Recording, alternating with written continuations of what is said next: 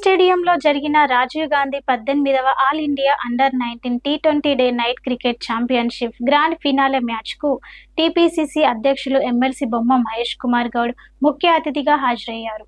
మాజీ ప్రధాని రాజీవ్ గాంధీ చిత్రపటానికి పూలమాలలు వేసి ఆయనకు నివాళులర్పించిన మహేష్ కుమార్ గౌడ్ దేశానికి ఆయన అందించిన సేవలను స్మరించుకున్నారు. ఈ మ్యాచ్లో తలపడనున్న హైదరాబాద్ మరియు తమిళనాడు జట్ల ఆటగాళ్లకు మహేష్ కుమార్ గౌడ్ శుభాకాంక్షలు తెలిపారు.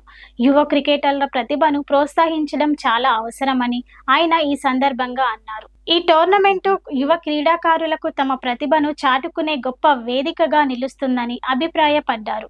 ఈ కార్యక్రమంలో మాజీ పీసీసీ అధ్యక్షుడు వి హనుమంతరావు, చాప్ chairman Sivasenareddy, fisheries chairman Mettu Sai Kumar, ఇతర ఎమ్మెల్సీలు, కార్యకర్తలు తదితరులు ఈ కార్యక్రమంలో పాల్గొన్నారు.